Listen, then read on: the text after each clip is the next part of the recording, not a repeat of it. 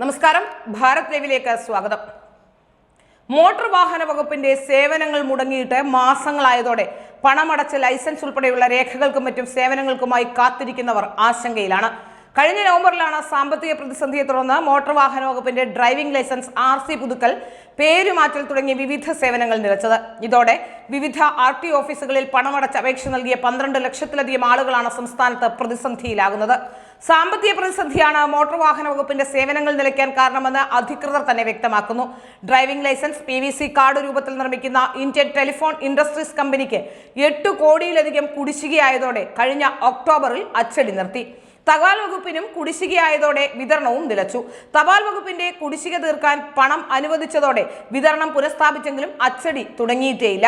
ഒരു കാർഡിന് 398 രൂപ നിരക്കിൽ സ്വകാര്യ കമ്പനി ആദ്യം അപേക്ഷ നൽകിയെങ്കിലും കോടതി ഇടപെട്ട് ഒരു കാർഡിന് 60 രൂപയ്ക്ക് ITIക്ക് കരാർ നൽകുകയായിരുന്നു. ലൈസൻസിനായി 1500 രൂപയാണ് അപേക്ഷകൾ അടയ്ക്കേണ്ടത്.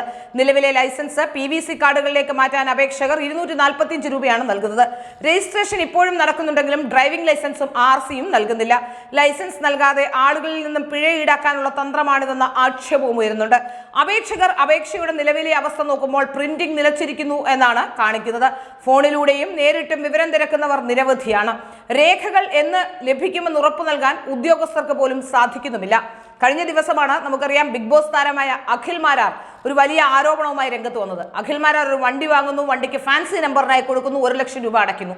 ഫാൻസി നമ്പർ മറ്റൊരാൾ കൈവശമാക്കുന്നു. അങ്ങനെയെങ്കിൽ തുക തിരിച്ചു നൽകേണ്ടതാണ്. എന്നാൽ അഖിൽ മാരാർ നൽകിയ 1 ലക്ഷം രൂപ കെട്ടിവെച്ച തുക തിരിച്ചു നൽകിയില്ല. അഖിൽ മാരാർ ഈ വാദം പുറത്തു വന്ന് ഉന്നയിച്ചതോടുകൂടി അഖിൽ മാരാരെ വിളിച്ചുകൊണ്ട് തങ്ങളുടെ പണം തിരിച്ചു നൽകാമെന്നും ആ പണം തിരിച്ച് നൽകുകയും ചെയ്തു. ഇത്തരത്തിൽ നിരവധി പേരെ കബളിപ്പിക്കുന്നുണ്ട് എന്ന് വ്യക്തമാവുകയാണ്. അപ്പോൾ അഖിൽ മാരാർ പറഞ്ഞ എന്റെ പ്രശ്നത്തിന് പരിഹാരമായി ഇനിയും പരിഹാരം കാണാനുള്ളത് മറ്റു ചില ഉദ്യോഗാർത്ഥികൾ അടക്കമുള്ളവരുടെ പ്രശ്നങ്ങളാണ്. ചിലപ്പോൾ ഈ ഡ്രൈവിംഗ് ലൈസൻസ് ഒക്കെയായി അവരുടെ ജീവിതമാർഗം തന്നെ, ചിലർക്ക് ഡ്രൈവിംഗ് ലൈസൻസ് ജോലിക്ക് വേണ്ടിയോ, ചിലർക്ക് ഡ്രൈവിംഗ് ലൈസൻസ് അവരുടെ ജീവിതമാർഗം കണ്ടെത്തുന്നതിന് വേണ്ടി വണ്ടി ഓടിക്കുന്നതിനോ ഒക്കെ ഉപകാരപ്രദമാകേണ്ടതാണ്. അത്തരത്തിലുള്ള ഡ്രൈവിംഗ് ലൈസൻസുകൾ അടക്കം നൽകുന്നില്ലെന്നും RC ബുക്കിൽ ചേഞ്ച് വരുന്നില്ലെന്നും വണ്ടി വാങ്ങിയാൽ RC ബുക്ക് നൽകുന്നില്ലെന്നും അടക്കമുള്ള കാര്യങ്ങൾ, അത്തരത്തിലുള്ള ചില കാര്യങ്ങൾ കൂടി ചർച്ചയാക്കിക്കൊണ്ടാണ് അഖിൽ മാരാർ തന്റെ ഫേസ്ബുക്കിലെ ആ ലൈവ് അന്ന് അവസാനിപ്പിച്ചത്. ഏതായാലും കഴിഞ്ഞ കുറേ നാളുകളായി ഇവിടെ ഡ്രൈവിംഗ് ലൈസൻസ് അടക്കം നൽകുന്നില്ല എന്നത് ഏറ്റവും പ്രധാനപ്പെട്ട കാര്യം തന്നെയാണ്. വളരെ ഗുരുതരമായ അവസ്ഥയാണ് കേരളത്തിൽ ഇപ്പോൾ എന്ന് പറയാതിരിക്കാൻ തരമില്ല.